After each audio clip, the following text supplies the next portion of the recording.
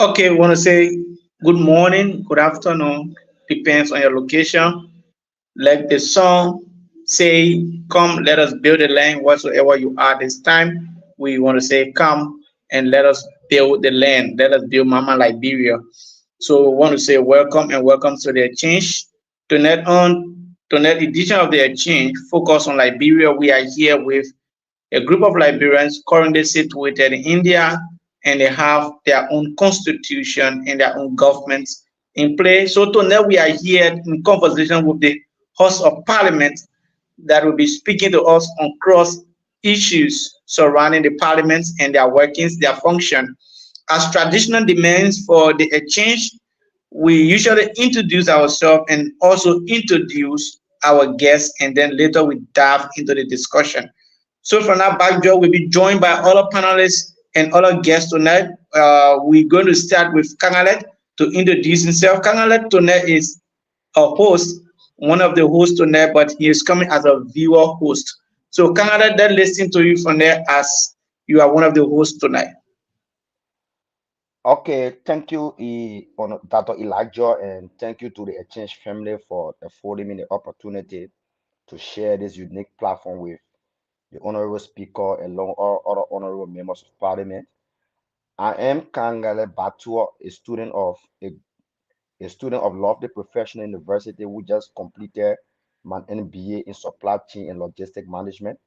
And also, I serve as the first Democratic elected speaker for the House of Parliament of the Association of Liberian Students in India. And I'm also currently the student director at the Lovely Professional University for the All Liberian Student Year. So, and there are many other positions I have served for time factors. I won't able to list it, but for now, we'll just hold that few. And I am a viewer guest today for this all important show today. Thank you, sir. Thank you so much. If you are following, that was the voice of Kangale Batwa, who is currently serving tonight on the edition of the exchange.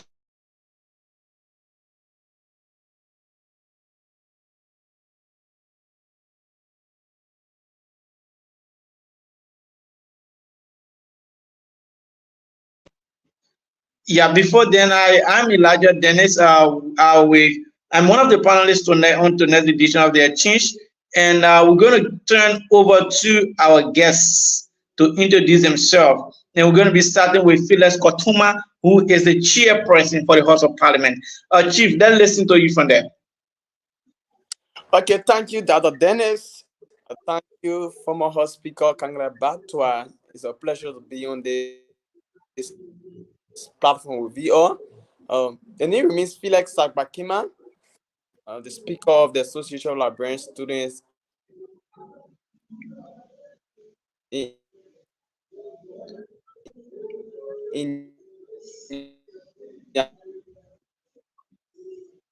discussion. Wow, I think we have him having some internet troubleshooting there. Yeah, good. I think you listen to him. Phyllis Sakotuma, who is the Speaker for the House of Parliament, was introducing himself. Let's listen to Honorable Keita. Okay. You getting me, sir? Yes, you are audible, Chief. Okay. So I don't know to what extent the wavelength of this platform, but let me say thousands of deep thinking meditants, because I know it is an online platform. Many people might be listening via their phones. So thousands of deep thinking meditants, ideological paragons, intellectual gladiators. Let me salute and recognize the former Speaker of ALSI Parliament. Let me also recognize and salute my indefatigable Speaker of the second ALSI Parliament, Honorable Felix Bakima. Let me recognize the chief host, Dr. Elijah Dennis.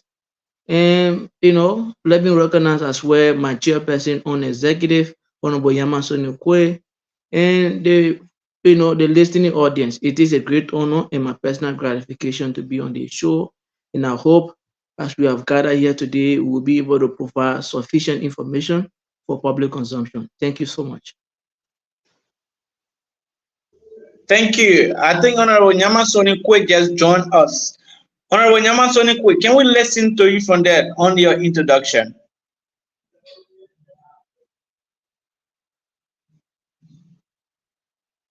Honorable, are you following? I think she has an internet fluctuation. I think she is back. Honorable, are you following? Can we listen to you for your introduction? Yeah, I think the honorable has some internet fluctuation. Okay, let's try to get into the discussion tonight. Honorable, how are you and how is the House of Parliament?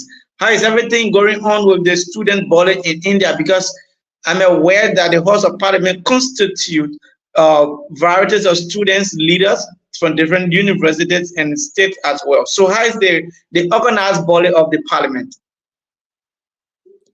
Yeah, the parliament is doing extremely well when it comes to her workings, and our members have been somehow cooperative. So there are a lot of things we have been doing over the past months. The parliament have getting involved with a lot of activities, and we have been wishing for this opportunity.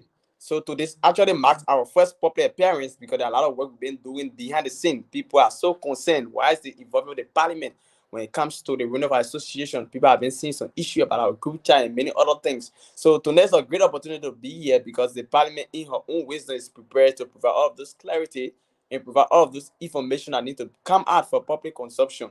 So on the overall, we have been doing extremely well. Yeah, as we dive into the discussion, we go in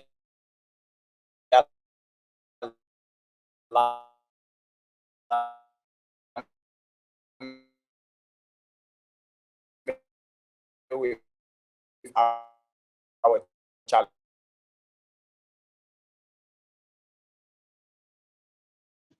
Wow. Wow, wow, wow, wow. The speaker of the House of Parliament internet is like ups and down, it's like fluctuating. But better still, we have Honorable Keita here that will also be speaking to us, and Honorable Nyama Soni Kwe that will also be joining the live discussion tonight. So you are listening to him giving an update on the student body in India and what is happening to the House of Parliament. So on that note, we're going to take in Honorable Kangalet Batwa to come in from there. Apparently, we have one of the honorable here. Then he can come in from there. We'll cross coordinated questions. Then we can see where to start from. Okay, am I audible? Yes, indeed, you are audible, Chief. Okay, firstly, let me extend my thanks and appreciation to the current speaker, Honorable Fides Kakeman, for appearing. I think as the speaker intro, he spoke of numerous issues that the parliament have been working behind the scene, and today the first public appearance. So I think it is very important that we will have a fruitful interaction today because some of us have been concerned that why is it that the parliament working is not being public? That we may know like during our time there were a lot of public appearance, updating the people on happiness of confirmation, other stuff, and what have you. But it is saddening that we haven't getting any information, and we are always almost going to quarter of the tenure. So I think today the speaker will have to give us a comprehensive, probably update. Then from there we can come in with our own questions regarding the parliament because we have been there and we understand the rules of the house. We understand the constitution that governs the parliament and we'll follow from that end. So we just remain posted as the show go Oh, on. Then we'll come thank you, in the Chief. second Thank you. section. Okay, Honorable Phyllis, I'm aware you are back. Is the internet okay, Chief? So while we're trying to while we're trying to lay hands on Honorable Phyllis here, let's listen to Honorable Keita. Honorable Keita, could you mind telling us what is the structure like? How do you guys come up with the issue of you are the speaker, you are the co-speaker, or you are member and or you are chairperson? How is the structure of the parliament like? Well, thank you very much for this opportunity.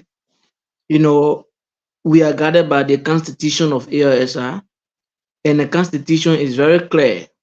According to Article 14 of the Constitution, the amended Constitution, quote unquote, talks about, which is Section 1, Article 14, Section 1 of the Constitution of ALSI talks about the election of the Speaker, the Deputy Speaker.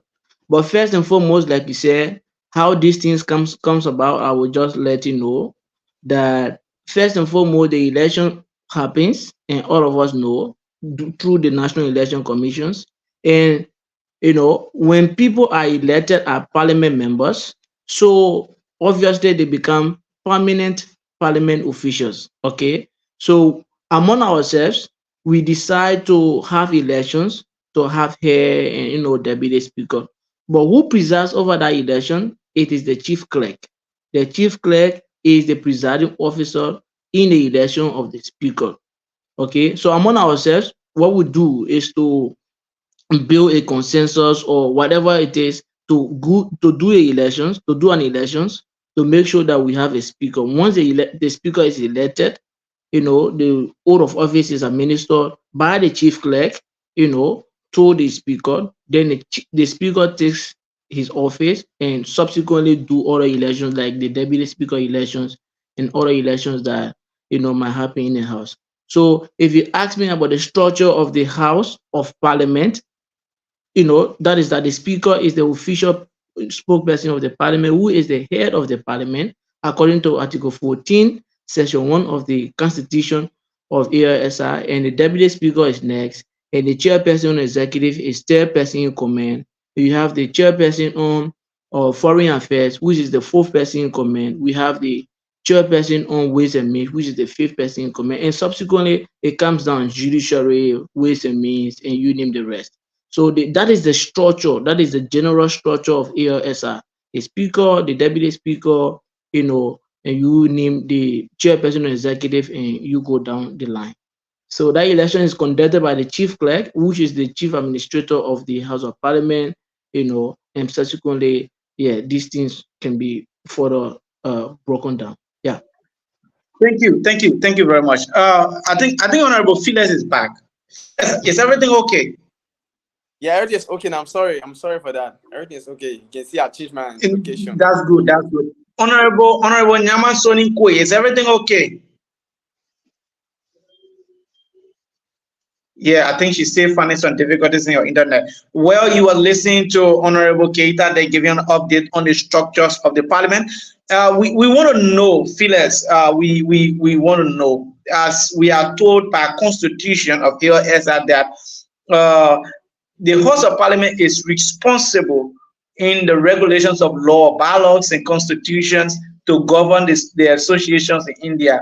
How do you interpret the fact that there are two different separate rules, that they have an additional rules that govern the chat room, and they have another rules that govern the constitution? How do the two rules coincide? And how can you speak to the fact that people are constantly removed from the chat room and up to date?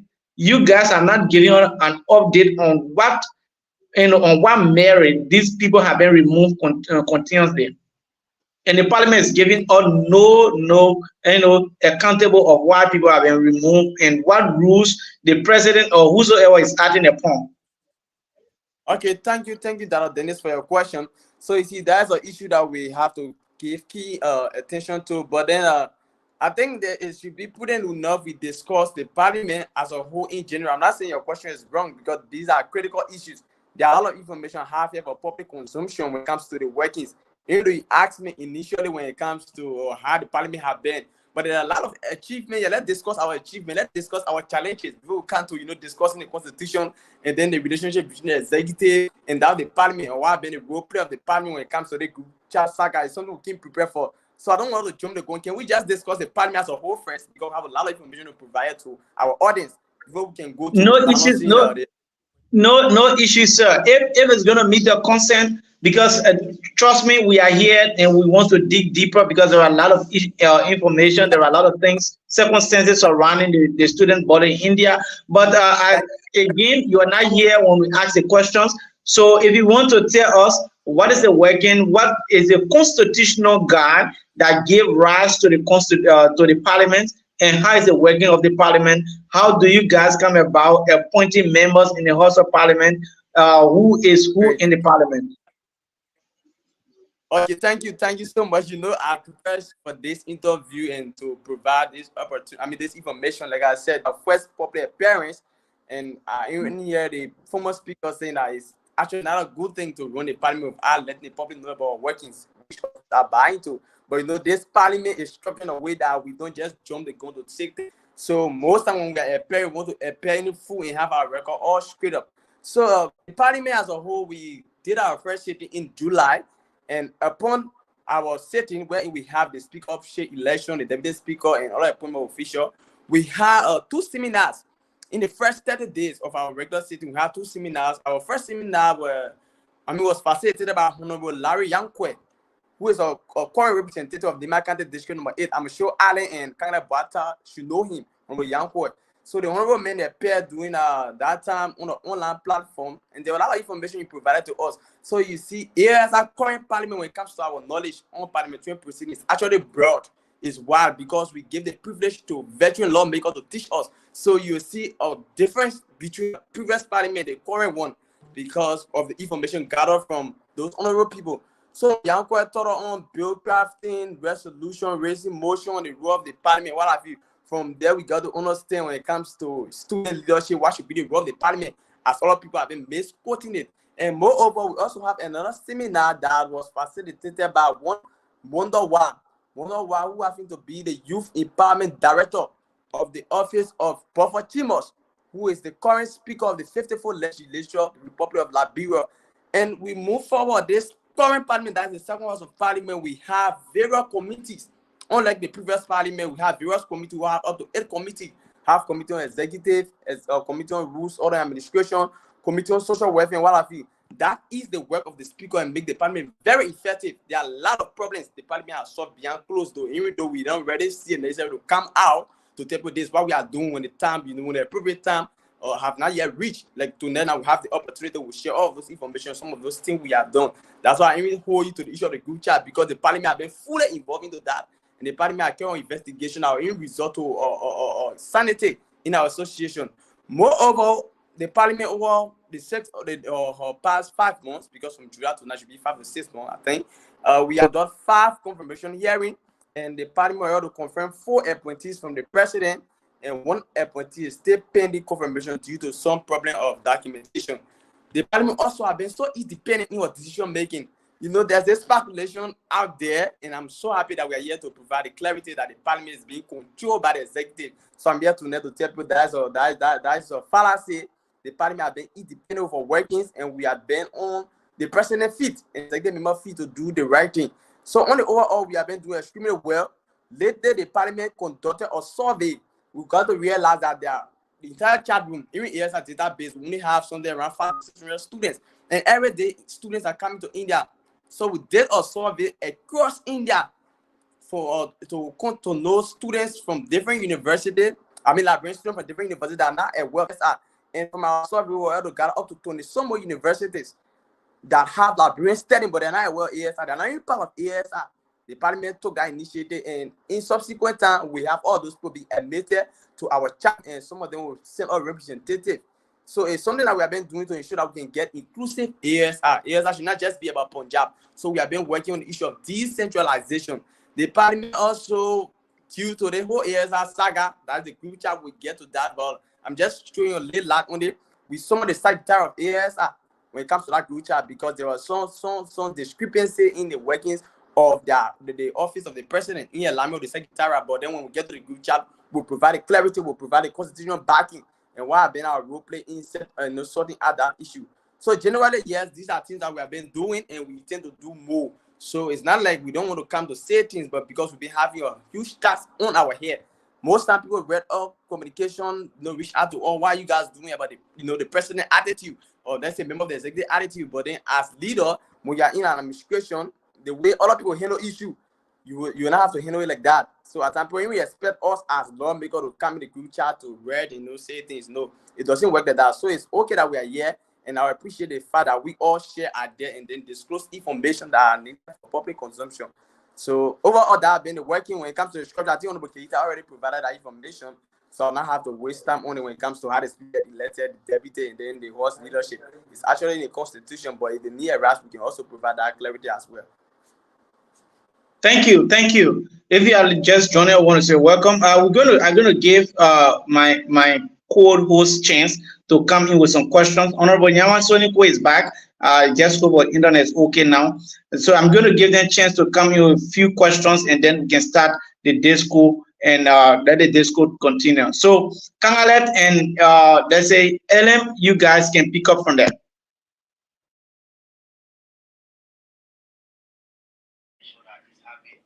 Ali, you can go first, right?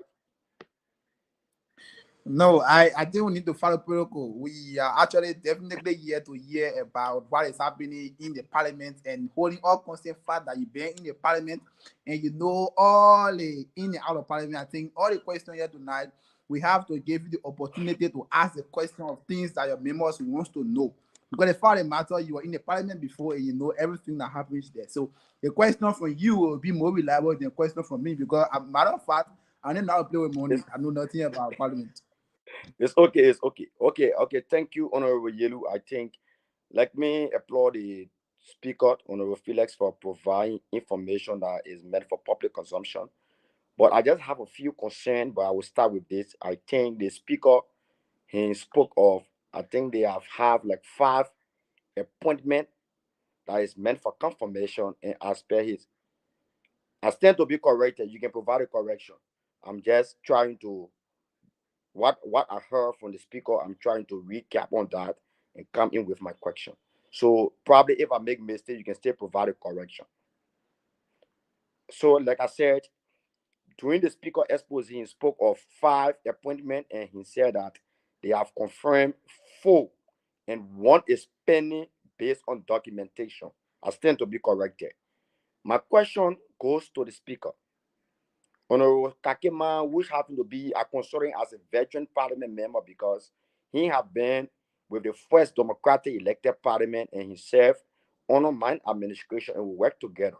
So I want to know, Honorable Kakema, can you please explain to this body what are the process or processes involved into the confirmation process when an individual have been appointed by the executive that is headed by the president as the host of parliament? What are the steps that involve before once appeared for confirmation? And the follow-up to that is you spoke of one of the appointee has some pending document. So I want you to elaborate when you talk about pending document. It is that the appointee didn't submit document, or you can just make it clear because pending document is kind of broad. We need a comprehensive understanding to know what you need by pending document because there are rules that govern the House of Parliament. Apart from the Constitution, there is a rules of the House that you are aware of, Honorable Yama is aware of, that govern our function.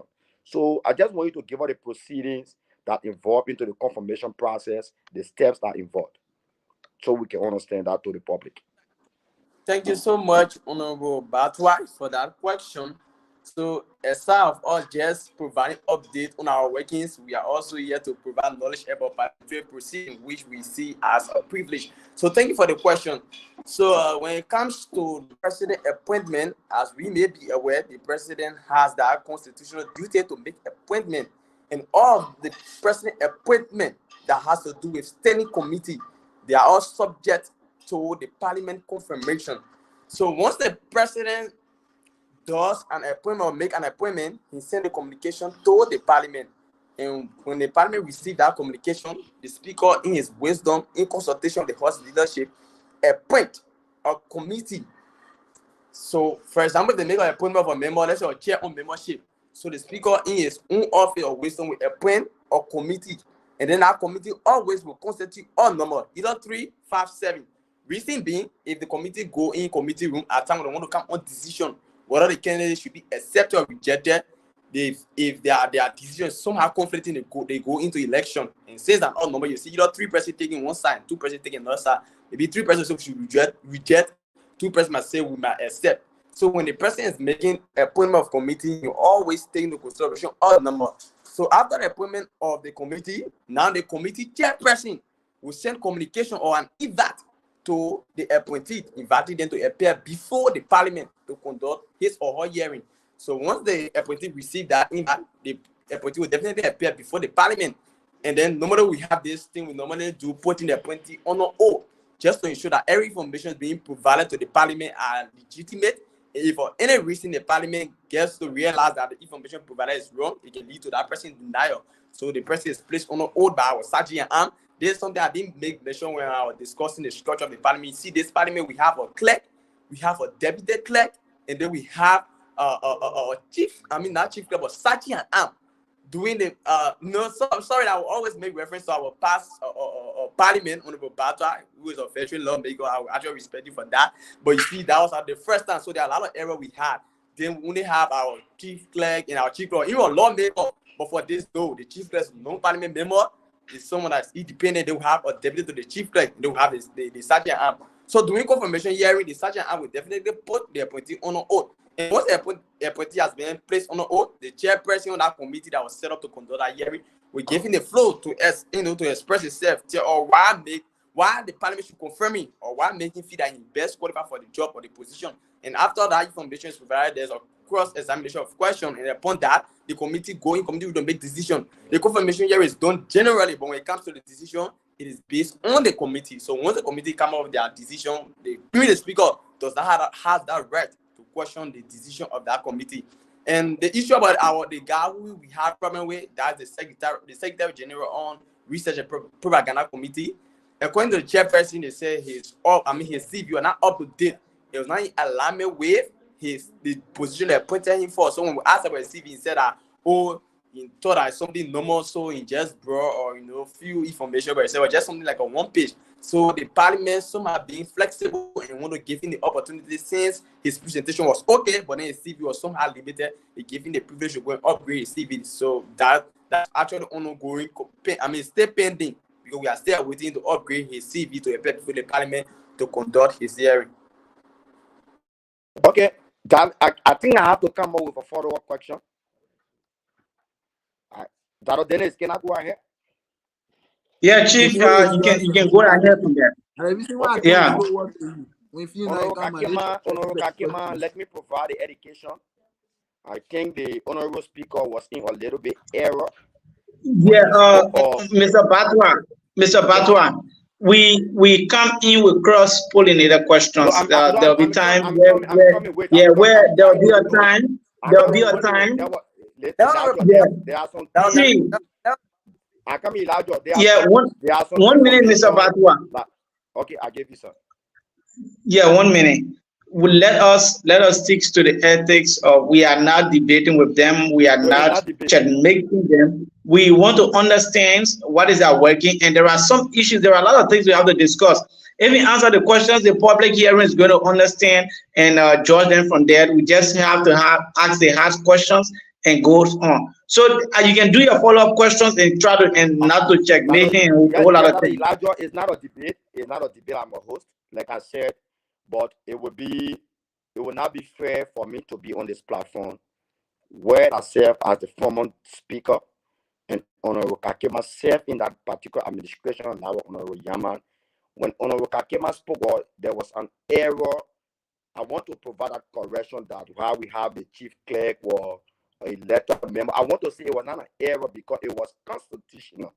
The Constitution provides that all appointed members of chief clerk should be an elected parliament member. It was based on that backdrop that Honorable Tony Dine was selected as chief clerk. So that is the correction I want to provide. So that is not an error. It was constitutional back then. This is why the Constitution is always subject to amendment. When we came on board, we as educated people, we thought it was that it is important that the chief clerk be an independent member, not an elected parliament member. The letters of Honorable Kakema, Honorable Yama, we all raised the debate. Based on that, we amended the Constitution and removed the chief clerk from being an elected parliament member to a non-parliament member. That is just the correction I want to provide. It was not an error, it was constitutional. Thank you. Let's proceed. Let's proceed. Yeah, to the issue. The question, I think the speaker did answer, but there are just few doubts. My question was very direct. I asked the speaker that what are the process involved into confirmation. There are few things I want the speaker to highlight on. When a president does an appointment, when it reaches the House leadership, what are the required tools that are needed before confirmation? Like, for example, when Elijah is appointed as membership committee, when the letter reads the House of Parliament, like he said, we do appointment committee based on the appointment. After the committee have been appointed, there will be communication drafted to the nominees. And there are few documents required for that nominees to submit to the House of Parliament to enable us. Mr. Batwa, let's try to formulate the question. Can I throw a little light? Can I throw a little light? Mr. Batwa, let's try to give them the questions and leave them with the answers. Can I throw a little light? It's okay. No issue. For the sake Yeah, of Chief. the issue, I reserve. Can I throw a little light? Yeah, you can come in from there. Honorable Keita. Thank you very much. Let me appreciate Honorable Batwa for his query and many comments. Let me tell you something. Thank you very much. It is a great honor to have you on this show. Like you said, and like the honorable speaker rightfully said, once an appointment is being made by the president through the secretariat, particularly the secretary, write a communication to the chief clerk of the house, informing the leadership of the house of said appointments. Like the speaker said, when these appointments are made, what we normally do is, like the speaker said, we constitute a particular committee, or we call it a cluster team, that responsible for various, confirmations. So the members, the committee responsible for that will develop a questionnaires, okay, and will develop a yardstick through which a person is supposed to submit documents, that qualify the person for confirmation hearings. So now, if for any reason I am the head for this cluster team, responsible for the confirmation of the Secretary on Research and Propaganda that has been nominated or appointed by the president, we develop that questionnaires and we develop the requirements of the confirmation. We'll let you know and ask you to present to us, okay, what are the things that you're supposed to provide for confirmation, like your CV. You have to provide also, sufficient information as to where you want to lead, and also all of these informations are being provided by the nominee, okay, and these things will be judged by the committee, the cluster team that are responsible for these things, okay. If all of these things are satisfied by the nominee, now the nominee is brought forth before the entire session of the parliament, where all of the 15 lawmakers, and reading through your live feed, I saw a very opinion leader of the community asking how many current members of the House of Representatives do we have? We have 15 permanent members of the House of Representatives, or House of Parliament, 15 parliament members. We have 3 non-permanent members. And I will tell you how these things are, constituted. 15 permanent members, these are people that have been elected by the student communities, okay, by their constituent universities or colleges. The 3 non-parliament members are the chief clerk, the deputy chief clerk, and the sergeant of arms. So In reference to Mr. Batwa comment or whatever question, I mean, the process is very simple. The president do the communication through the secretary. It reaches the chief clerk. The chief clerk inform us that the president has made such nominations, and we set up a cluster team, and that cluster team is responsible to look into the CVs or whatever qualification of the nominee. When they are satisfied with these processes and they develop questionnaires, you don't just come to the official session, just like that. We develop questionnaires, we ask you hard questions. If you satisfy that committee, the committee read a comprehensive report and sent to the parliament and included in the daily activities of the parliament. From there, we call them and we put them on an oath and we ask them the hard questions. And they are, if the answer they satisfy the entire parliament sessions rather, then we can confirm. If for any reason they do not, probably, we ask them to go and prepare and come back for the next one, like we did to the other person, the secretary of the research and propaganda committee. So that's how things Okay, are thank done you. in the parliament. So that's a little intro that I wanted to just give out. Okay, thank you, thank you. Okay, so This question Elijah, is let me just come with my question quick. okay.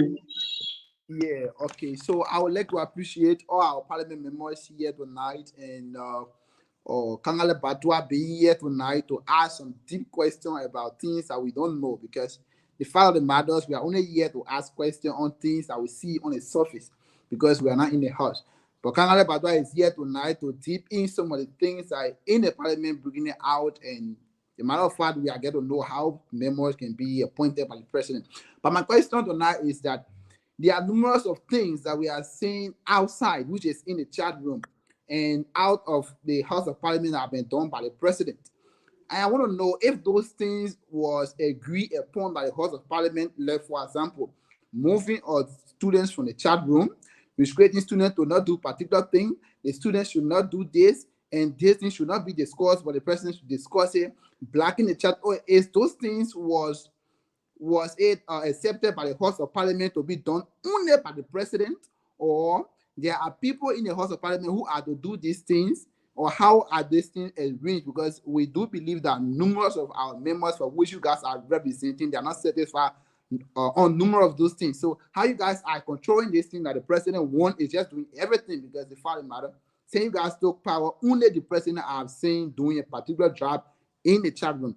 So if it was that agreed upon by the House of Parliament, or how is that structure? Yeah, let me just add something better to that question. It is constitutional to be done. If so, let listener Yaman Soni quick on that.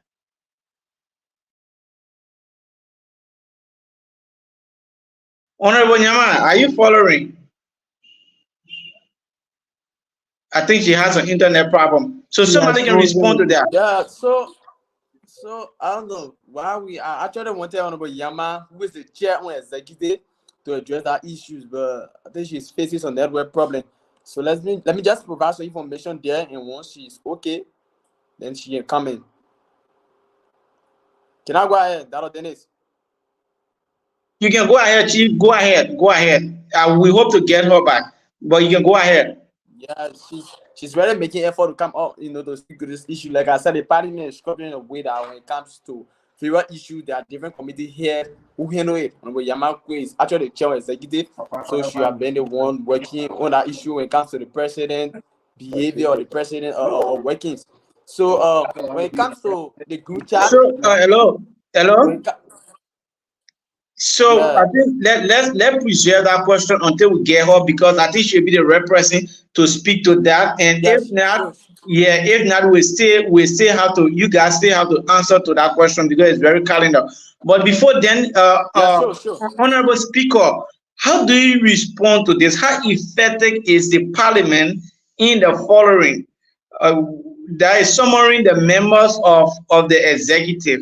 How effective you guys are in regards to the performance, as well as holding the president accountable for the promise of the deliverable made by all the students. How effective is that? How effective you guys are holding the feet of the president to fire, being accountable but for these promises that were made.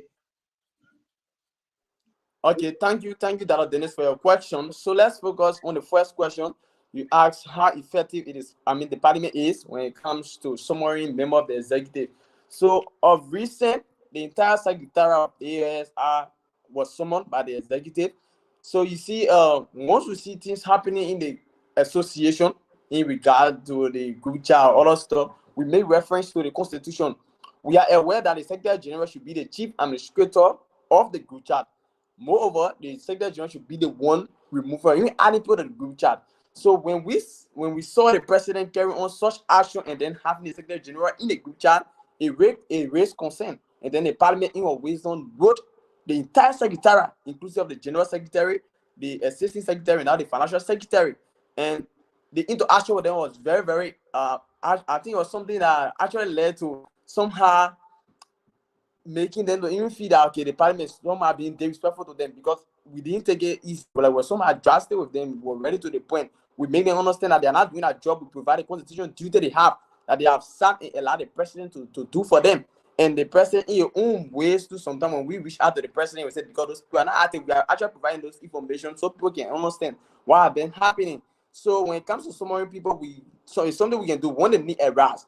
So when we summon the secretariat, they provide a lot of information to us. You know, have that kind of conflict at the beginning of the discussion because the parliament already drafted the parliament to the point. I mean, some parliament members even lash at them for being somehow lazy by not doing their work.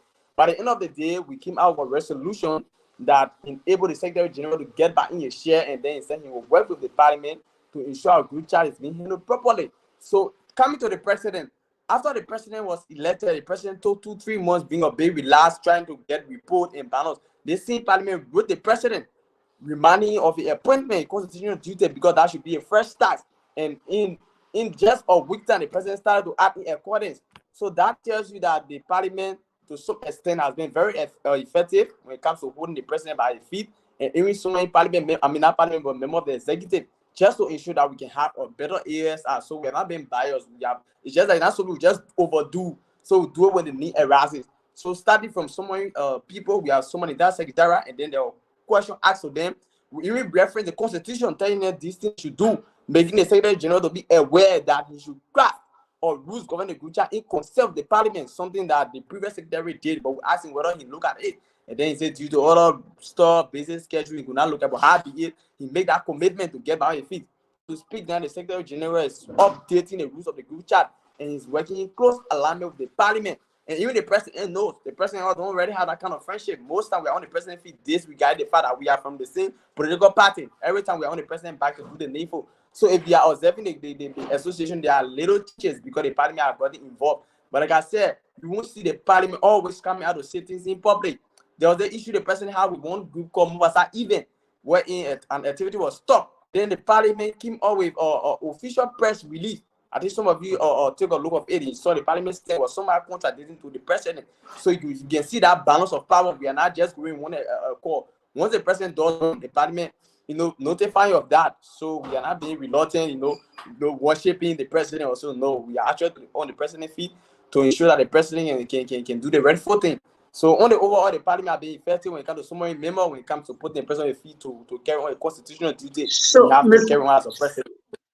Honorable Yeah, please. Phyllis, Honorable Phyllis. Honorable Dennis, can I add on a little bit? Can I add on? Yeah, just a minute. I still want to have a follow-up question. You're going to add up from there when I come. Taking into consideration the short-term promise of hosting the ALSI banner RRA, having a medical insurance policy, and investigating the issues of fraudulent processing of Liberian students in India by Global Agro. These were promises made by the president, and you are aware of that. And there was an investigation team that was set up for some of these things. How were you guys collaborating, and what is the sources of these things? So I think we have to understand that the National Executive Committee directive is a separate branch of government. So you won't expect us providing more information on their own workings, even though the reason of BS update you people about the parliament, but I can see that the discussion is taking different trend. So, but Yeah, because no, Chief, yeah, Chief, the issue is the parliament who is responsible for lawmaking oversight and responsibility and representation, sorry, you guys have the oversight to hold the president on every word, on everything he say, accountable for them. This is the reason. It's not that we are overstepping the conversation. So during the president turning, he made some of these promises, and some of it are before your decks. That's why we are asking. But if be it, we also having the president to come here and speak on some of these things. So we wanted to understand as to how well you guys are informed and being accountable when it comes to everything the president is saying. Yeah, Dr. Yeah, Dennis. so okay, you can come Honorable ahead Speaker, with let me that. throw a little light, right? So thank you very much for for that beautiful question. You know, the parliament is separate from the executive. Like the speaker said, we cannot do responsibilities of the executive that ought to be for the executive. What we can do is that it is almost, synonymous to national politics. The parliament has three cardinal responsibilities. We have oversight, lawmaking, and representation. Now, if the executive has made any promise to the student community of doing some tangibles, what we can do is to hold the president feet to the fire and let him know that these are things that you made to the student community and you have to fulfill them. It is in the wisdom of the president to decide when he wants to fulfill these things. And that's why we have There said, comes a question. There comes a question. How effective have you Uh, been on these things? That's what we want uh, to know. then yeah, I will Elijah, respond to that, can right? come in I'll now. respond. I come here, I'll respond to that. I'll respond to that. Now, let me tell you something. If you talk about the effectiveness and efficiency of this parliament, I will be very magnanimous enough with you tonight and tell you that we are very effective. From the onset of the inception of this parliament, we have been back and forth, making sure, doing everything possible, humanly possible, to make sure that our responsibilities are, adhered to, and the responsibilities of the parliament are fully done according to the law. Let me tell you something, right? I am the chairperson on Peace and Reconciliation Committee. There have been several issues, tangling the student community. We have worked behind the scene to make sure, particularly, let me make one reference, particularly so the issue that happened between the local president at LCET and also the former president James Tomo Flombo. In our wisdom, that particular communication, the former president was removed from the group chat and whatever it is, because maybe because of misinformation.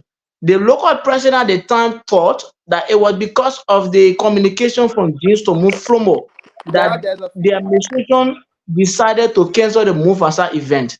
Okay, because of that, they removed the former president from the official group chat of SCET and also threatened to even remove his name from the voter roll. It was because of the intervention of this parliament that that particular matter was resolved to to amicable solution. And that's why, for the sanity, for the orderliness, and also for the the unity of the association, this parliament is also in our vanguard to make sure that Elijah, there's a peace feedback. is. I don't know. There's a serious feedback. There's a serious feedback. Is it from my end? Is it from my end? Yeah, yeah. Yes. When Sure. you're Yes. talking, the feedback can come. When you stop, the feedback stops. I don't know what else I get in it. You are right, Ali. Getting honorable man, very clear.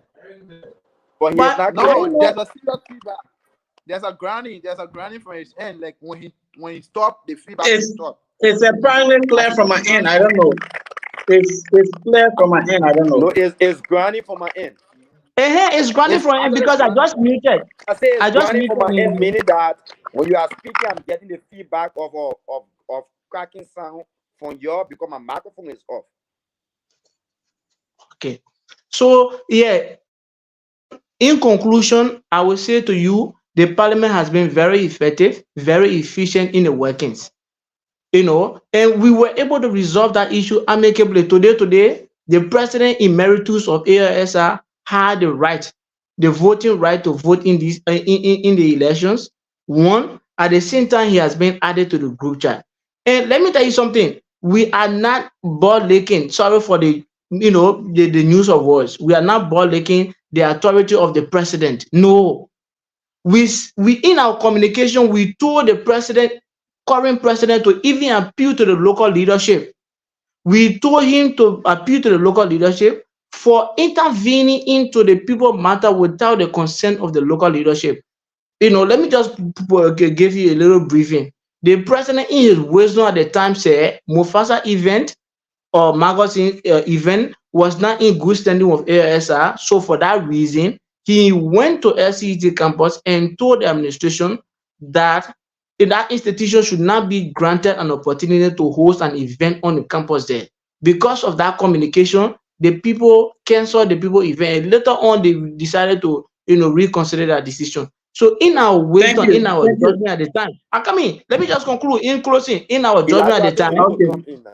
in our judgment at the time, we said to the president that you were wrong. You have to appeal to the local leadership. So there is no way possible that the parliament is like ball licking, the authority of the executive. No, we are not doing anything of Okay, such. Chief. We are doing Okay. our work. We are Okay. very effective and we are very efficient. And Okay. we will make sure to adhere to all of the constitutional responsibilities of the parliament. Thank you very much. Thank you. Let me listen to Honorable Phyllis on this. Honorable Phyllis, you serve in both parliament now.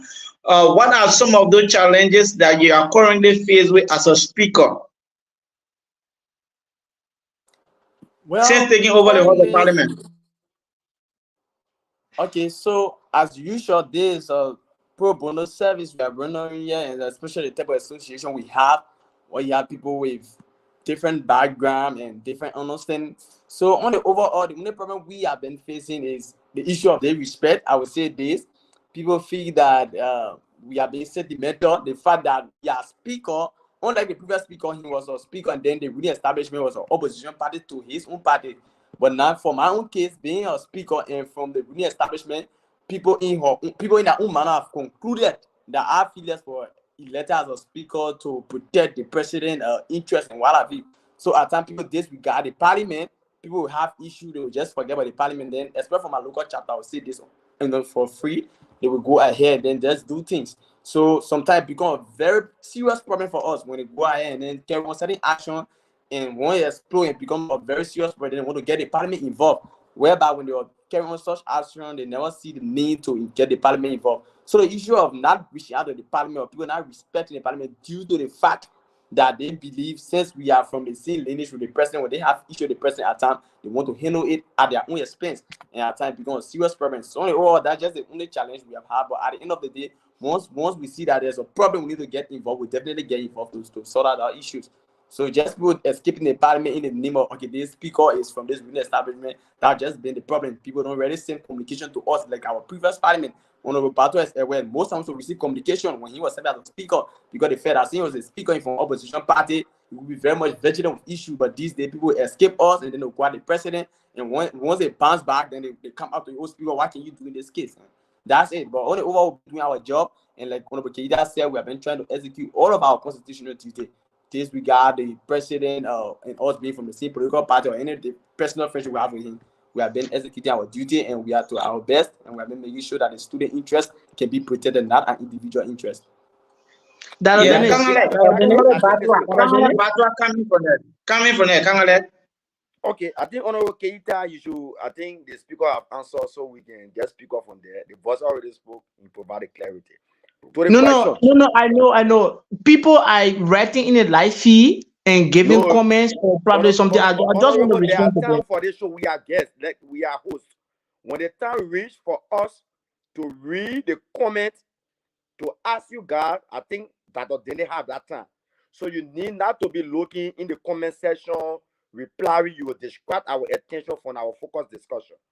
So you should reserve that. Just take note of the viewer comments in the chat room, and later on when they ask you, you can elaborate on that. Can we proceed, sir? Thank you. Yeah. Okay, thank you. Honorable Kakema, I listened to you. You spoke lengthily and you provided some information. Like you did some comparative analysis regarding the former parliament being opposition and the current parliament being part of a ruling party. But there's the situation now. There have been major concerns by many students from various universities and colleges. The question goes, please pay attention.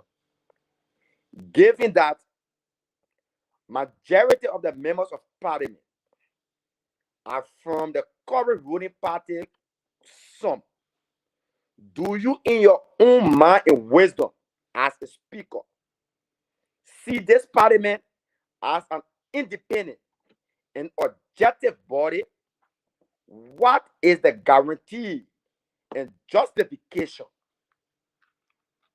that the executive is not in a way influencing the decision of the House of Parliament, given the fact that the Constitution gave the Parliament the power to serve as check and balance, to erect all necessary checkpoints that the executive is in error. But most of the students feel insecure that Honorable Kakema is not an independent speaker. Whatsoever the presidency is a law and gospel. How independent is the parliament? What are some of the instances that you can tell the public that the parliament is not a partisan parliament? Thank you so much, Honorable Batwa, for that question. I actually love the question because it's actually in alignment with my lifestyle and my leadership style as well. So I can publicly say this, that the second House of Parliament of ALSI is very, very independent in terms of our workings. Now, let me provide some instances that can prove, like the question I was followed by about like justification, that can prove that this parliament is independent. So let's take this into consideration. There was that decision made by the parliament, and not the parliament, but the national president on Mufasa event. We'll keep stressing on that Mufasa event because one of the event people wanted to see our own stand. When the president made a attempt to cancel that event, the parliament came up with a press release that was a complete contradiction to what the president said. Evidences are there. If you check the group chat, you see our viewer press releases that came out when it comes to that Mufasa issue. Now, the issue about the president involvement at LCD local charter as it was that same Mustafa event, the parliament carried on an investigation and the parliament publicly came out with a report stating that the president was very wrong to come on LCD campus and make any intervention with the administration without the consent of the local president. It is also on record. This parliament also have some of the secretariat just week ago with some of the secretariat lashing at them saying that they are not doing a job. The president should not be the one removing people, neither adding people to the group chat. And let's take one of the who is a member of some and the chairman executive. I think some of you have seen her comment in the group chat because she's one lawmaker who is very straight to the point. I think you have seen her going through a serious battle or conflict with the president when it comes to her attitude. Moreover, as a parliament, we summon the secretariat and then we lash at him, telling him to take up the responsibility to do a work. We won't sit and allow the president run the group chat. No, he should not be the one doing it. So in general, the parliament is no way or trying to somehow protect the president's interest. Honorable Bato can attest to this. When I was served as a student representative, under your administration as speaker, there are many instances on many occasions. You saw some of us, even though we were representative of some, but we spoke against the president. When it comes to some of the upstate, you can attest to that. Some of us served on various committee wherein we were to investigate the president. Even at the LCET, the former president came before he made some kind of appointment. We rejected it. But then we rejected it. They said, no, that's not how you can, that's not the referral procedure. You're not just going to appoint someone to be an active person without our consent. So we reached to the students. So that made say that should I feel this, I'm very independent. I'm one person that cannot be pulled by my nose. Trust me, you know that. If anything you say in the House of Parliament will follow you, or better say anything the president will do, but then when you're a speaker, will go by it. But on many occasions, you saw debating issues, even going against the president's opinion. So I can tell you for free, there are a lot of evidences that show that this parliament is very independent, and the parliament, I can tell the public that this parliament is very effective when it comes to working, and then we're not being controlled by the executive. No. Okay, Dr. Ilado, can you allow me to come with a follow up? Yeah, Chief, you go ahead. Go ahead. Okay, sir. I think Honorable Kakema, we stick on the same question, but like you spoke of the Mufasa event magazine. According to you, I stand to be corrected that when the president tried to put hold to that particular program, that publicity had been made, and so many students, even including myself in my university, was about to participate in that particular tournament. You said that you condemn the president and you post up with that. And there's an open challenge, it's not a debate. Can you please share that communication, quote unquote, that you object to the president's decision for putting stop to that? Because I read that communication.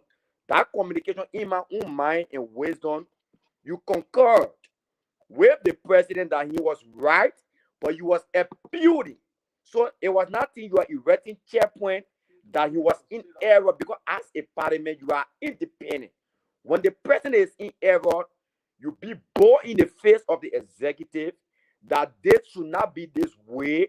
You are in error on this note. This cannot happen. You are now subject to come to the parliament for some clarity, but that wasn't done. It was an appeal letter that the House of Parliament, through the office of the Speaker, submitted to the executive. That was not in any way indicating that the president was in error. Why is it that he put stop to the student program? So that is the correction. But I stand to be corrected. You can share the communication to Okay. you can put it on the screen and see if you Yeah, admitted the so president of error, but it was an appeal. All It was right. not Uh, indicating he so was can in I error. speak to that quickly? all right, Chief. Yeah, just respond to that in Can 30 I seconds because we have other questions as well. yeah, so yeah, sure. Honorable Batwa, I think you can take your time after the show to read and digest that communication. There was a particular article in the Constitution stated in that Constitution that makes the president wrong by taking such action that which have to do with general discipline.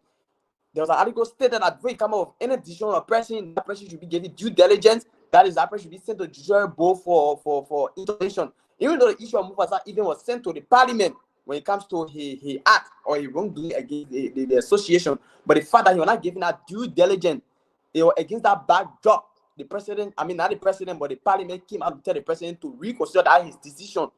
It was not like seeing it as an appeal or begging. It was No, we an said that the appeal. person was wrong. Now that So, listen, Batwa. Honorable Batwa, Like I you said, have there's to a give the clause speaker a there chance. that tell the person that he was wrong. The person has his own power, right? The person has his own power to make decisions, but then there's a clause provided the person that was wrong, even though if there are evidence show that this guy went against the association, but they cannot give you due diligence. We are aware about Mufasa act. Mufasa wronged the association. I will say this free. I talked with Mufasa publicly, but he refused to even apologize by, let's say, running the association income after going to an agreement with the association.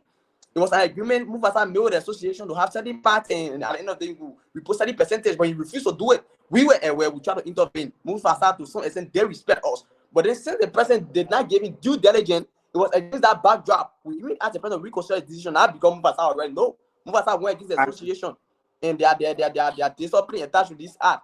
Thank you, Chief. Thank you. So, Honorable Speaker, apparently your Honorable Keita will also come in when to also help with the question I'm going to ask. You serve in both parliaments. Could you mind telling us what have been probably your own source? What have you observed as differences, as challenges that you saw in the other parliament, in the first parliament, under the stewardship of Kangale Batwa, who is already on the show to never view, and what are some of the achievement and success at that time when it comes to the board leadership in comparison? So what are some in the nutshell, what are some of your achievements since you took over the entire parliament? All right, thank you again, Dr. Dennis, for that question. Thank you. So, the parliament, like doing my intro, like I said, the parliament over the past months has achieved a lot. So I told you that this is the first parliament of the Association of Liberia that were able to set 8 different committee. I think the former speaker is saying the speaker that during that time only have one committee that's the rules, other administrations. But for this parliament, we have 8 different committees, which make the work of the parliament very effective. Moreover, we're able to hire 3 non-parliament members to work with us as staff. That's the chief clerk, deputy clerk, and the sergeant arm. And then this parliament is the first parliament in the history of AS to have a sitting lawmaker in Liberia who is serving as a representative from Nima County District Number 8 to have an interaction. And then the veteran lawmaker in person of Honorable Larry Yankwa gave a consent to us that he will work with this parliament to guide us through. So having a veteran lawmaker the national level, waiting to guide us through or something that we actually see as a huge achievement, and we have actually been in close working with him. He's been providing some education to us. Also, wonder why he's a veteran when it comes to parliamentary proceeding too. He's also in India here pursuing a master's degree, but then he have much more knowledge on parliamentary proceeding. He also have been helping us. And then this parliament, like I said, we have tried our best to ensure all confirmation that should be done were done in accordance with the constitution. And moreover, like I said, we conducted a survey lately that were able to figure out up to 15 to 20 different universities across India that have Liberian students, and in subsequent time they will be admitted to years like which use plus for all that has to do or contribute to decentralization.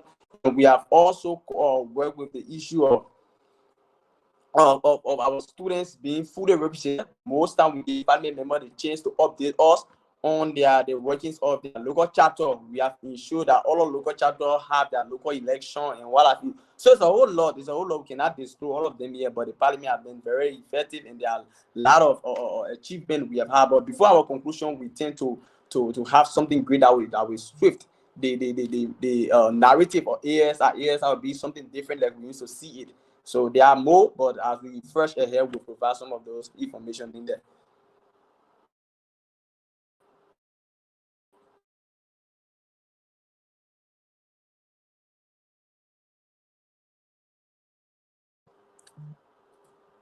Okay. Hello, Dennis, I'm not getting you. Yes, you are audible. So we're going to take one of our speakers, right? Hello, caller. What is your name and where are you calling from? This is Hasifa Chapter Junior, and I'm calling from my temporary comfort zone in Punjab, specifically Ludhiana. Let me say thank you to the Exchange Forum for this platform, and let me say thank you to your studio guests. Firstly, I call in my capacity as the executive management consultant of the Mufasa Event Magazine, and I want to make this clarity. There was no legal agreement between the Mufasa Event Magazine and that of the ALSI regarding the Independence Day celebration. So in this public manner, I want to say whatever the current speaker said regarding whatever arrangement or agreement is false and misleading, and we on the Mufasa Event Magazine challenge them to provide a written documentation to that effect. That's one.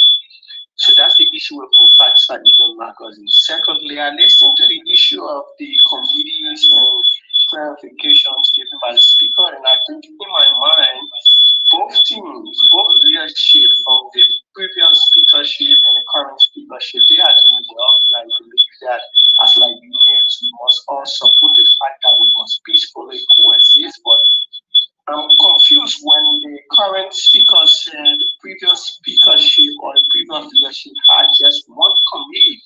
And then I know at the time I served as chairman of a political party, and I submitted names of my partisans that were going for confirmation. I know they had committee on election, they had committee on judiciary, they had committee on gender welfare. So all of the confirmations they went for, there were committees set up. So I'm baffled with the fact that there was just one committee, but then there was information projected to the public that there were several committees on all of the appointments made by the president. So is it that the speaker sat in a parliament that they were lying to us that they had various different committees, when in fact that it was not existing and only one committee existed, and today you're telling us that? So what are we to believe? Is this the form of leadership we envision? It is how we want the student body to move. Thank you. I will encourage us all to ensure that the leadership is there. I want to say hands up to the team and let them Thank you, Chief. supportive of their team. Thank you. I think Honorable Felix, you listen to him. Yeah. Now, Dennis. Honorable Phyllis, I think you listened to him. So can you make a clarity from there? I think we have a lot of callers are calling, and we're going to take them one at a time. I think there are a lot of issues to be raised here. I saw the call of his Honorable Con Manipulating comment. I will soon take him on the line. But you have to respond to that question, Chief.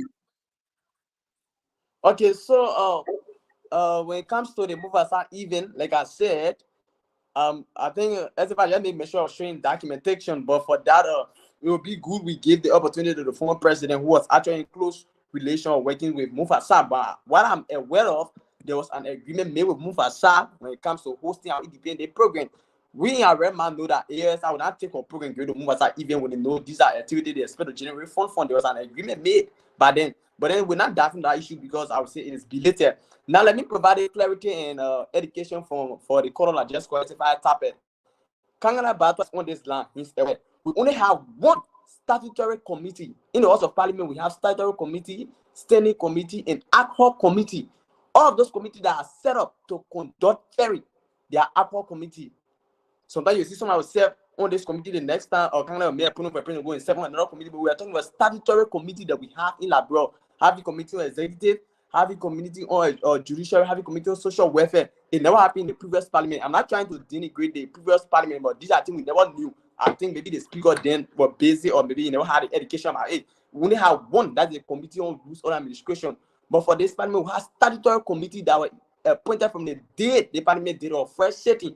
And this committee now committee that you can just change people from no. It's a statutory committee, it's a standing committee that can go for a very long time. But for our previous parliament, the government to appoint people that we call our committee ad hoc committee. So I'm saying we have one committee, Yeah, Honorable. one standing Yeah, committee. That is the committee on Honorable. rules on Yeah, administration. 1 minute. 1 minute, please. 1 minute. For those of you that wants to call, there's a number pinned there. Dr. Elijah, Yeah, let me for those come of you in. that want to call, no, 1 minute, Mr. Batwa. For those Okay, of you that want to call, there's a number pin there. Please take that number and call on WhatsApp only. We are not taking local call. If you call me on my direct call, we're going to have some fluctuation in the show. So please take that number and just call on that number. So, Mr. Batwa, let the honorable speaker respond to the question. Let's listen to So I you. think he responded. There was something that indicate because I'm here as a guest, and I'm here as a host. I'm also here to protect what we have worked for. So I will not sit on the show for the Hello, coming honorable. Yeah, speaker 1 minute, information that is 1 minute, invalid. Mr. Batwa. 1 minute. Hello, Yes, hello, sir. caller. What is your name and where are you calling from? Yes, Lusini Talawale. I'm calling from FPU, to be specific, Jalanda. Make your point, Chief. Yeah, thank you very much. I want to commend your guest, the Honorable Parliament of AISR. But there is one thing we want to establish here. While it is true that the current Parliament of AISR, they are in the government that is now leading the student of Liberia in India. Everybody knows that the president is very much somebody who do not actually respect the authority of what he is leading us and the right of many students. And everybody knows that everything that is happening, that the president has violated so many constitutions, but they are not really talking about these things. I believe that they could work with the president to resolve this thing, but they are not giving us updates about how they are doing this. Sometimes the president may be wrong, but they can just settle that because they feel like the president coming from their party, but they are not giving an update, and they are not accountable to the people who elected them. So how can we believe that they are effective and efficient as they are talking? So Thank you. Thank you very much. I think he made his point there. You guys are not effective and you guys are not putting the president feet to the fire. Because you see, Mr. Phyllis, we are not like opening the debate. And I trying to protect Kangalek Batwa here, not to turn the show into a debate. Because your responsibility as a lawmaker is oversight, representation, and the rest of them, right? But then the people are like kind of like shifting blame on the parliament. I do understand from all indication that the parliament is not held reliable when the president makes some statements, some blanket statements. Let's take this caller. Hello, caller. What is your name and where are you calling from? Thank you. My name is called Mengolo Kuma. Yeah, Mr. I'm a Kuman, vice let me listen president. to you. Thank you. So let me commend the three landed House of Parliament members or honorables in the studio. Let me say house off to Honorable Keita, someone I've got so much respect for, and the speaker also, Honorable Felix Martino. I respect him also. So I want to commend them for providing the education. Even though I see that one of the panelists in Mr. Kamala Batua is trying to pull up debate with the two individuals in studio. My concern is drawn to one of the callers who called, that's Mr. Batabe, and then was also trying to prove justification that the parliament did not in any way that was the response to the issue about the Mufasa event, right? And then he's like, there wasn't an official agreement between the association and Mufasa event. And I thought to respond to that because I am the former vice president. I was one of those who closely worked with Mufasa to have had the event. It doesn't make sense anywhere for somebody to say if there was no written document.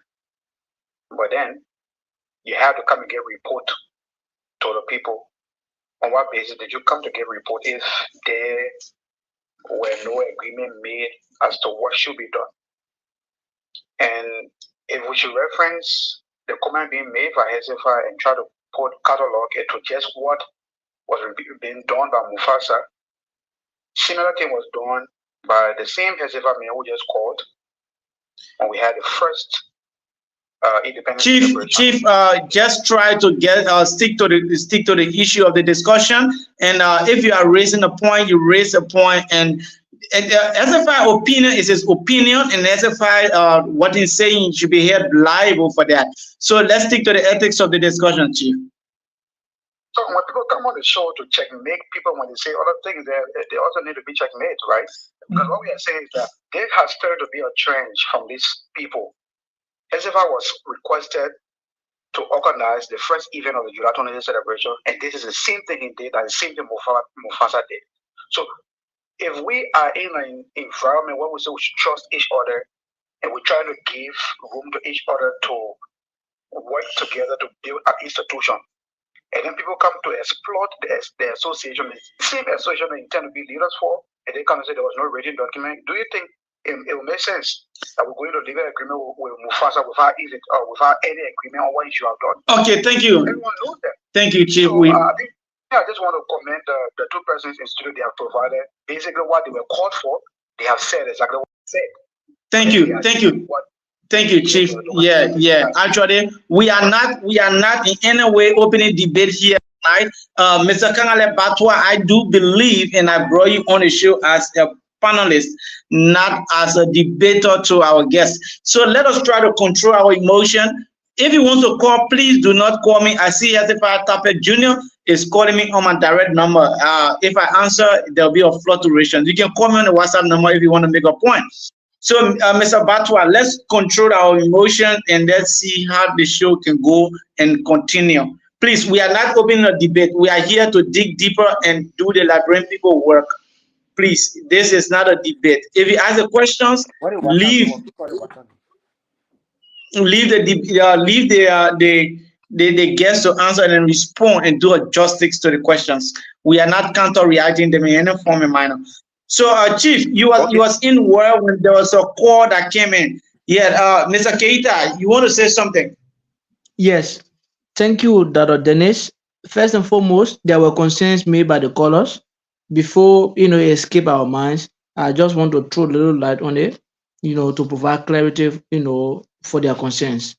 First and foremost, my good friend and brother from lovely professional university, Lucini, said that in as much as he believes that this parliament is working in the interest of the student community, but there is no such publicity of our workings, especially to the public. And let me be very emphatic here. we do not run our parliament in the media. No. There are issues we control behind the scenes, for the sake of the sanity of the institutions. And there are issues that we have communication to that effect, okay? But every time we take a decision, every time we hold the president feet to the fire, you don't expect us to go in the media, to go to the media, to go and flag out these things. So now, but I will be very clear enough and tell you that we are very effective in as much as we are now going on a regular basis to inform the student community about workings of the parliament. In subsequent time, we'll be able to do these things. But to not keep the student being bored about information coming from the parliament, that's why we have said we'll collect these informations and we'll find an appropriate, medium through which we'll be able to provide clarity and information to the public about the working of the executive, about the working of the judiciary, and about the working of our own body. So, I know on the issue of update to the student community, of course we will do it, but we are working tirelessly to make sure that the purpose for which we were elected to these positions are adhered to. So we are doing everything Thank you. possible. There are Thank several you, Chief. communications. The second thing I want to talk about is that we Liberians, we have to stop, the insincerity in ourselves. I know I communicated with Mufasa. I know from where I sit today, there were a gentleman agreement between the former leadership and Mufasa event. Whatever the situation is, one party did not respect what they should have done. And the other party felt that the fact that you haven't done what you should have done, I will not report to you, and subsequently you will forfeit your profits or whatsoever at the end of the show. In my mind, whatever the situation is, be truthful to the public, let them know that there was an agreement between us, but we asked them to do certain things. They did not meet those requirements. And so when we hosted the show, we decided to exclude them from whatever profit making decision that we're making. But to come on a show and say there was no such agreement between the former leadership and Mufasa event, I think it's disingenuous to the public, and we should stop that. We as student leaders, we start from here. We will go to the national politics tomorrow. If anything you do here, it reflect on your character tomorrow. Let me just close by this, right? According to the classical learning theory, every attitude, every behavior of an individual remains the same if the result is favorable. And the behavior remains, dynamic if the word results are unfavorable. Anything you do here, you should know that tomorrow people will hold you accountable for it. And whatever you come to the public to provide, it should be genuine, it should be correct, and it should be precise. So that Thank that's you. my comment to Thank Hezekiah. you. Thank you. Let me get the caller. Hello, Elijah, can caller. you What give is me your name and where are you calling Elijah, from? can Just you a give me minute. 1 minute? Meaning, this is the executive management consultant of Mufasa Eden Magazine. Then listen to you. 30 seconds. 30 seconds. Then listen to you. All right. I'm listening to who and I'm listening to the representative in studio. I maintain there was no official documentation or no official agreement. I challenge them if they prove otherwise. Let them send you any communication of agreement between Mufasa Eden Marcosi and ALSI. I challenge them. Thank you. Look, this is a student environment. You can go in a room and have verbal agreement or discussion with someone and you say we must hold it into good faith as official agreement. No. Thank you. Thank you, Zephyr. Thank you. Thank you, Chief. We are trying. There's not a debate, right? I think the justice we have to serve justice to our guests. For what reason, whatsoever purpose we call them, they have done a due diligence. And trust me, to the members of ALSR, we are trying our best, humanly possible, to bring your president on here. Probably the next appearance of. Elijah, can you give me just 30 seconds? Yeah, no problem. Yeah, Elijah, I think we have a guest here and we also have the host. And we in Swan can have a battle to be one of the hosts holding off factor constant that he knows how the House of Parliament works, how they do things there, how information from there are reliable because he ain't been there. And we are just here to ask questions from the surface. And how be it, even though this is an interview with them, but this is not just an ordinary interview, this is a political interview wherein the members of ALSI, which people are outside, we want to know how are these people managing us? How are they managing our well-being in India? So I think Kangale Batua, there are some things also too when he wants to say we give him maybe like 1 minute or 2 minutes so that he can say, because how be it, we brought those people here so that we can know what is going on, whether what they are saying is true or not.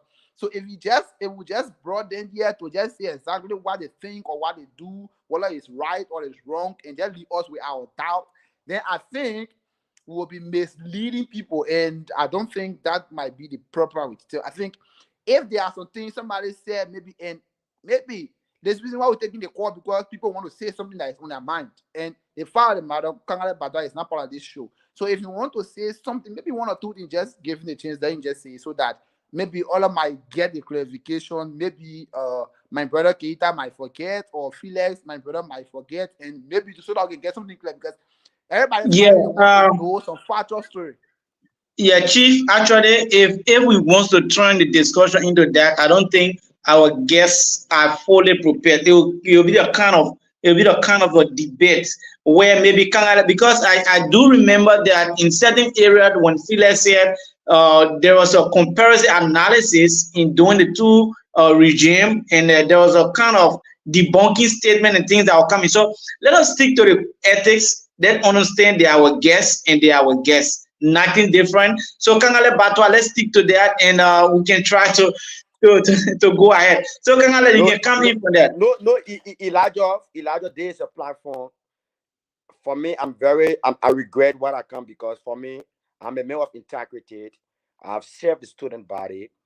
Like I have said, I will not sit on the platform for people for my own comrade that we work together and that of other people to provide information that is not factual. But for the sake of your platform, I reserve off comment. I won't talk until the show ends. You can continue on the show. Thank you.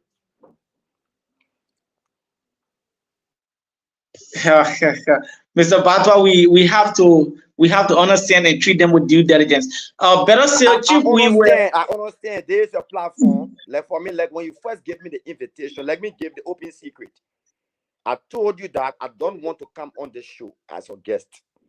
Reason being is because I know there are some information that will be provided that I self in that position want to provide clarity, and it will turn into debate, which of course I don't want it to be.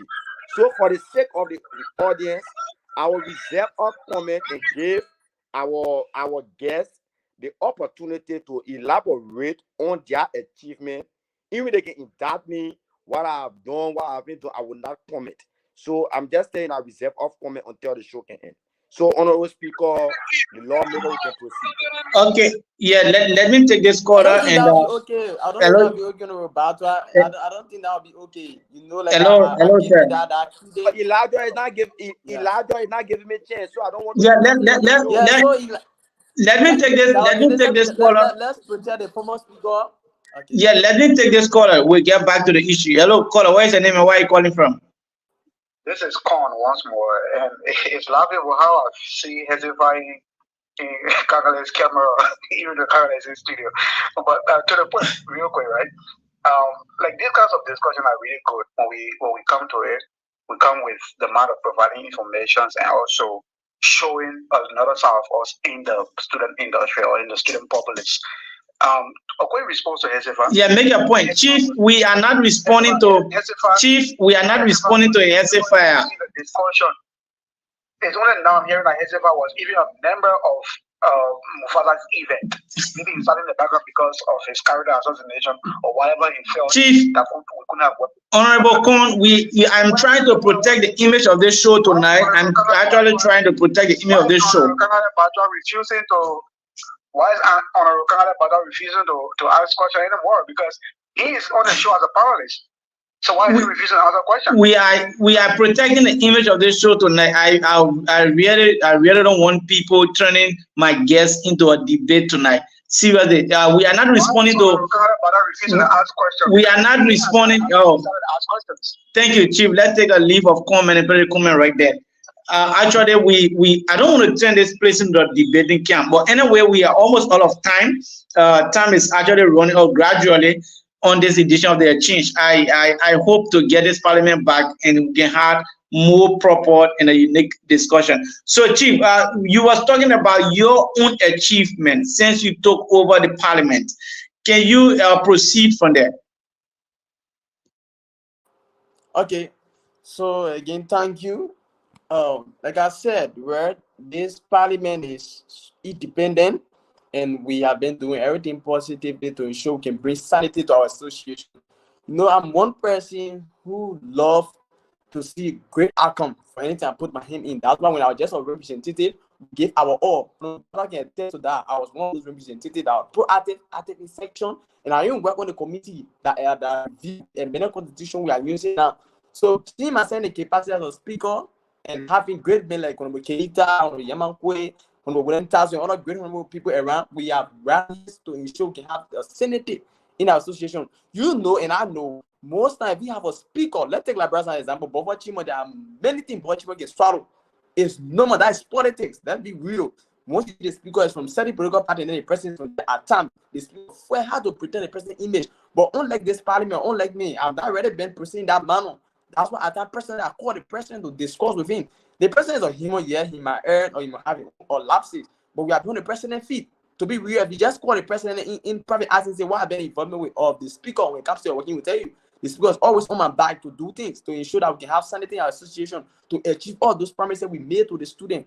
But you see, governance is not something you will just come out in public and just say anything recklessly in the name of, okay, I want to prove a point. Like other people are demanding, we should update them on everything we do in our parliament.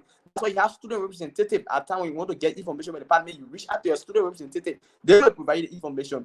As a parliament, we are now a media adept that will always come to be the same information to the group chat.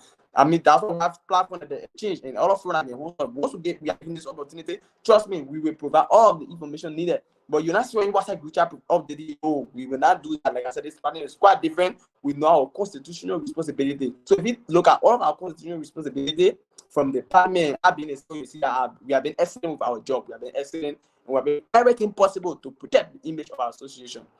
Thank you ever so much, Honorable Speaker. I do respect your your saying and any other thing. But like I said, this show is actually meant to listen to the host of the parliament on their workings. So, Mr. Keita, would you like to add on from that, or is there anything you guys wanted to talk about we did not ask you have on mind, or something you wanted to bring to the table that we actually forgot to ask you? You can try to come up from there.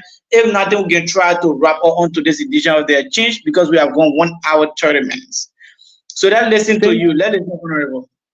Yeah, thank you, Dr. Dennis. Like I said for my intro, it is a great honor and my personal gratification to be on the platform tonight. You know, the Honorable Speaker have said almost all of us have been here to provide clarity so that the student community can understand the workings of the parliament.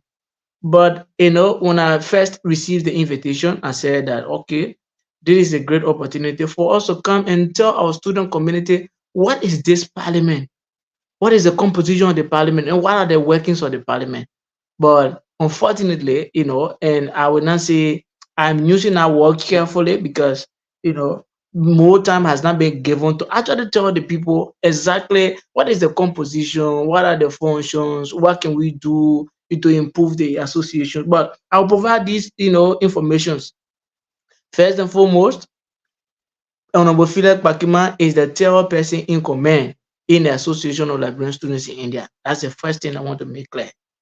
Him being the Speaker of the Parliament, he's the chairperson in command. Now, he's heading a branch of government, quote unquote, the Parliament. The executive is being headed by the President. The judiciary board is there. But since we have come to discuss about this Parliament, like I said, this Parliament comprises of 15 permanent members. and 3 non-permanent members. The 15 permanent members are those people that were elected during the gone elections by their respective constituents. Okay, they are there to represent like the GGI, the Lovely, the Chendika, and you name the rest of the institutions. Now, the 3 non-permanent members, the 3 non-parliament members, you talk about the chief clerk, the deputy chief clerk, and that of the sergeant at arms. What is the function of the chief clerk? The chief clerk is purposely there as non-parliament members, responsible for the preparation of journal. Journal is what we discussed in the previous meeting for us to, you know, put on record, because we will leave, another parliament members will come, so that these things can be documented, so that people that are coming after all, they can see it and use it as a working tools for the progressive working of their own parliament. Okay, and this person is also there responsible for the communications of all decisions that are being made in the parliament to the student community, vis-a-vis, particularly to the executive and sometimes to the judiciary board. And we have the chief clerk, which is who is the assistant to the chief clerk, and we have the sergeant of arms, that also call sessions to order and do further things. I know the honorable former speaker wants to provide clarity, but these are the responsibility of the 3 non-parliament members. Now, when we talk about non-permanent members, something I want to make clear here: we have non-parliament members and we have non-permanent members. For instance, right, the permanent members are, representative from those schools that have Liberians from 10 to 50 students. Okay, if you come from an institution that have a population, or that has a student population of 10 to 50 students, of course you can be a representative. Okay, now one institution has an entitlement of one representative in that category. If you from an institution that has 51 to 100 students, you are entitled to 2 honorable members. Like in the case of SCET has more than 200 students, so by virtue of that they have 3 honorable permanent members. Okay, so the non-permanent members are people are from are those people from institutions that have less number of Liberian students at the institutions. So now, what is the distinction between permanent members and non-permanent members? Permanent members are in session, they can vote for bills, they can vote for any decision, and they can be voted for. Like for instance, if they want to contest for any position. And the non-permanent members, they are there, they can vote for something, but they cannot be voted for. That means they cannot be voted for to steer the affairs of the association. They are there, they are just there to form part of the parliamentary sessions, and form part of the decision making, but they cannot constitute a leadership that will be responsible to steer the activities of the parliament.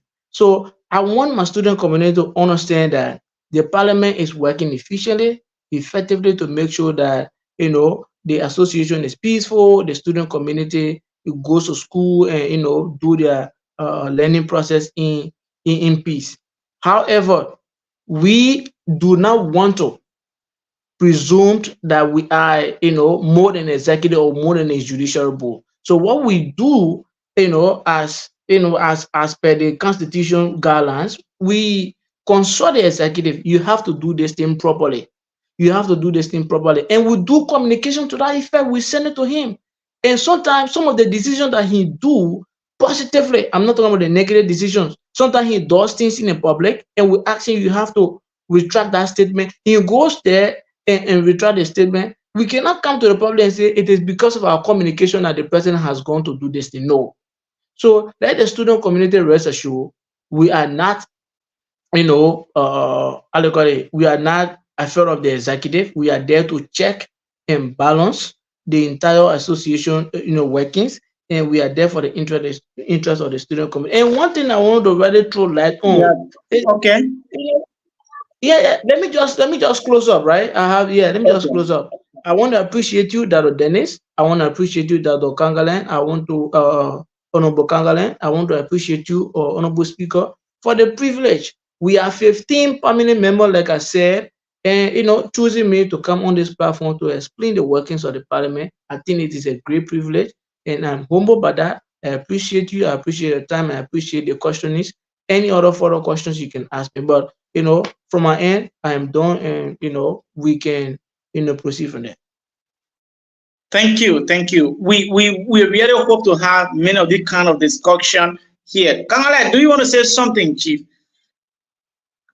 Yes, Dr. Dennis. I let me say thank you to the Exchange Forum for affording me the opportunity first time to serve as a viewer panelist. And I want to say thank you to the honorable members in studio, the speaker, and that of the two honorable members, which of course, quote unquote, the one is sorry for internet connectivity, so she was unable to grace this occasion.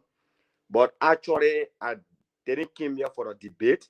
If I want a debate, I will arrange it properly between the current speaker and that of the former speaker. But there is not our intent for us to be haughty and pulling. I do respect my own good friend and brother, Honorable Felix Kakeman. He has been one of the supportive men when I was speaker. He have aided me by appointing on committees. He served in what I view. So I will not come. I consider him as my subordinate by then. So will not be haughty and pulling. But in so doing, there are some times when we are unsure. It is important that we provide some clarity. But for the sake of this platform, we reserve that comment. Like, let me just provide a little clarity to what's my brother name? That is Keita, right? Keita is your name, Oh, right? Honorable yeah, Yeah, yeah, Keita. Honorable definitely, Keita. Yeah. Honorable definitely. Keita. I think today is my first time interacting with you through the means of the Exchange Forum. I'm not very familiar with the current parliament member because I haven't been given the opportunity by Honorable Kakeman to come maybe as a veteran parliament member, as a speaker, for us to interact, to know the current parliament member, that we can share our own experience and whatever. No one is infallible. I always say we all are subject to error, but we also name the old mark to plant a new mark. But I think the Honorable Keita was providing some clarity, justifying. You talk about permanent member, non-permanent member. You talk about one non-parliament member. The parliament is an area that deal with directly the constitution. Let me provide a clarity. There is nothing in the constitution which honor chapter 4, article 14. Like if you read through that, it clearly discusses the parliament, how the leadership is structured, how the speaker works, the deputy speaker, and so forth. There are only two membership that is being recognized by the constitution, which talk about permanent and non-permanent members. So if the brother will be the honorable member, will be providing information talking about the deputy, the chief clerk, the sergeant and non-parliament member is outside of the constitution. I'm not a student of law, but I did business law and I did portion of some law courses. So we need to speak in confines of the constitution, not to go outside of it. So if we provide information, let us stick directly to what is enshrined within the constitution, not to provide information that is not within. Because I was baffled when I said, oh, no parliament member.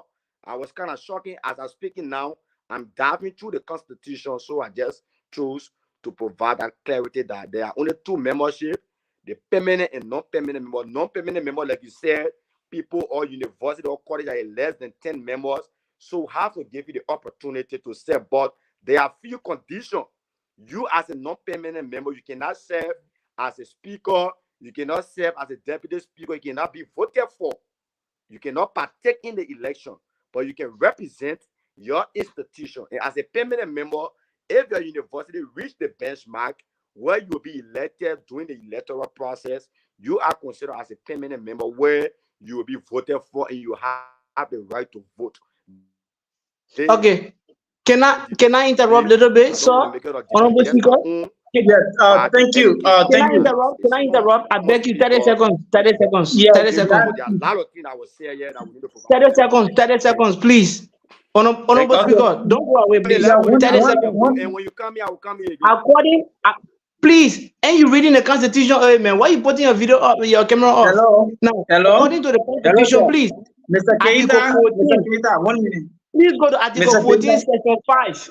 Article 14, Section 5, it talks about what non-parliament members. I'm quoting you the article, I'm quoting you the section. The newly we go into it now and try to debate the issue. Do you want to make a debate? We can go to that. No, the Hello, amended constitution of hello, ALSI, Article 14, Section 5 talk about hello, non-parliament members. The Hello. non-parliament members are the three people I talk hello, about. In the Honorable constitution, Keita, I'm right there. Honorable Keita, Honorable I Keita, approve the constitution. I approve the constitution. I'm more Honorable educated Keita, on the constitution than you. Honorable Keita, we Yes, sir. do appreciate the Mr. Batwa, Mr. Batwa, we do appreciate the clarity To prove on me wrong in this public we- manner, just go to the constitution, Article 14, Section 5. If I'm wrong, I will resign today as honorable. There are only two Hello, Honorable If the provision is not there, I will resign today as honorable member. Honorable Batwa, If the hello, provision is Honorable not Batwa. there, I will resign today as what honorable member. I will resign today as parliament official. If the Hello, provision is not in the constitution, because the constitution is clear. let me no, but you provide me the clarity. You provide I education just to the told public. you. You need to have a better workshop that will come as a veteran. So you guys have to give me the listening ears. This is what I don't want the show to erupt into, right? That's when we are talking about coming back and forth with a debate, right? So Honorable Felix and Honorable Batwa, I don't want this kind of things as a debate up and down. So please, let's stick to the ethics of the show. And currently, I'm going to talk to the Honorable Speaker. Honorable Felix, is there anything that you wanted to talk about and we did not ask you? Is there anything that you want to talk about or you want us to let us know? If not, then we can take your parting comment and call this a day. To every good thing, there must be an end. This apparently we have to draw down curtains on the editions of the exchange today. So let's listen to you, Honorable Felix. Hello. I think Dr. Dennis, thank you. yeah, Dr. Dennis. Hey, am I protected? Dr. Dennis. Dr. Dennis, am I protected? Honorable Batwa. Mislead the student body. So let us Honorable Batwa. Yes, Honorable Batwa. Thank you. The guest is on the show. Page 23. Honorable Keita, please read. Chapter 4. Honorable Felix, you can continue. You muted me for that. Yeah, because the former speaker is trying to disrupt me. So please try to control the show. That then yes, of course. Show, of course, you are protected. I'm not disrupting. You are protected, Chief. So continue. Yes, the problem. Yeah, thank you for the opportunity, but I will actually beg your indulgence next time when you are sitting for the parliament, because we are honorable people. We do things, in a very honorable way. So next time, you should please be mindful about your panelists. To be real, I'm not feeling protected to have the former speaker supporting it and trying to provide information to us. If to say we are ignorant to the parliament, no, we are fully You are right, Chief. like in some Granted. of the lawmaking. So it's not an issue, but just making the next addressing remember that. It's just a simple clarity that is making it. If he doesn't understand it, you just need to take your time, read and digest it. There's no big deal. We don't the constitution. We are not member of the judiciary. So that disregard our issue. So let me say a very big thank you to you, Dr. Dennis. You have been doing extremely well with the Change platform.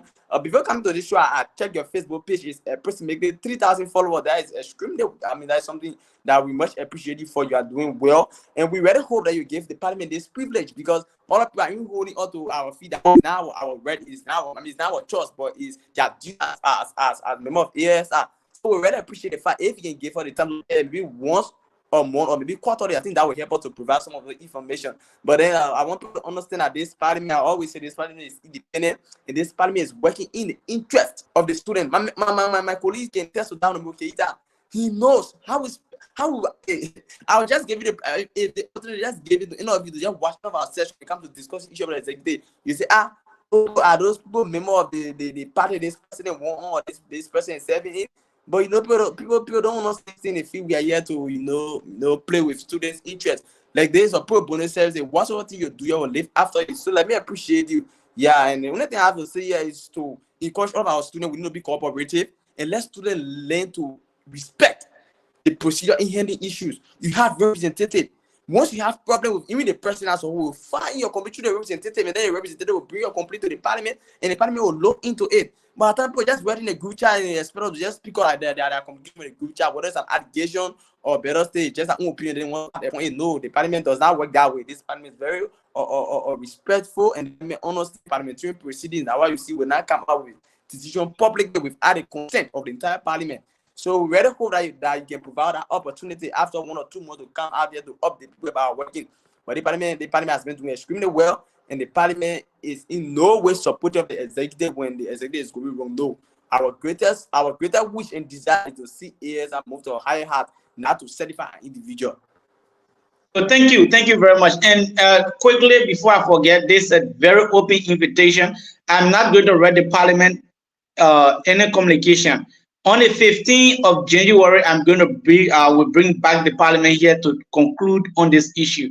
So know that, Honorable Phyllis, take it to your parliament. I'm not going to serve you communications. Please take it to your parliament. You guys should get ready by the 15th of next month. You will be back here so that we can have another show on your workings and other things surrounding the issues of ALSI. On this time, we are going to be very straight and very, very straight to the issues. We are not going to take you by surprise anymore.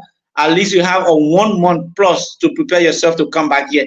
And trust me, apparently, Kangale Batwa will be here again. I'm not going to remove him. Whenever you are coming, I will bring him back. And I know from what perspective I'm going to bring him. He and I are going to have some talk. You know, this is a professional show, right?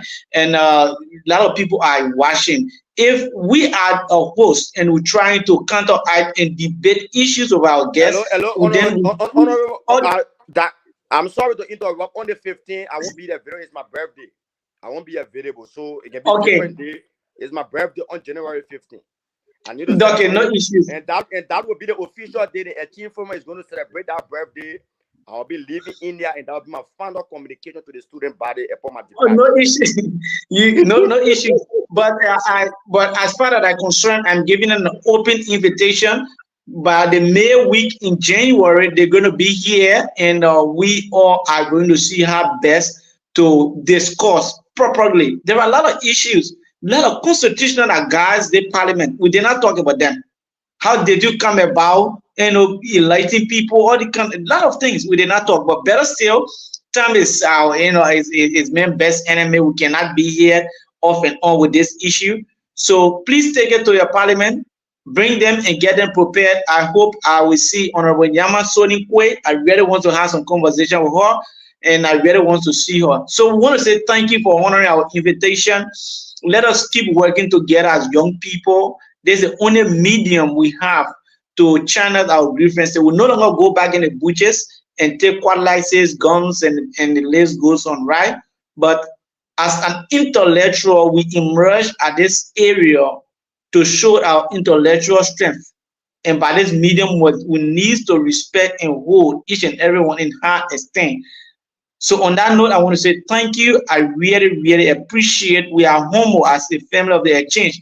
And we can tell you, your next appearance here, you say we are in 3K followers. Don't worry, your next appearance, you see in 10,000 followers. Trust me. And so we are trying our best, and we say thank you for honoring our invitation, Chief.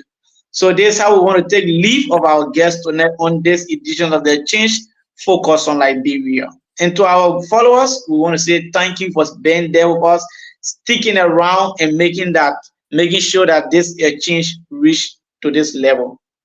We cannot say more than that. And we want to say thank you to Phyllis. We want to say thank you to Mr. Keita, and thank you to Kangale Batwa, who has been keeping the feet of our guests on fire tonight.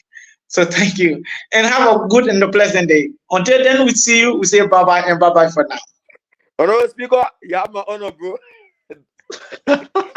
Yeah, that's it. That's what it is. We did this in the first 5 minutes. No more. After we debate issue. My man, Elijah, let me get you a joke. Let me get you a joke. Elijah, imagine. La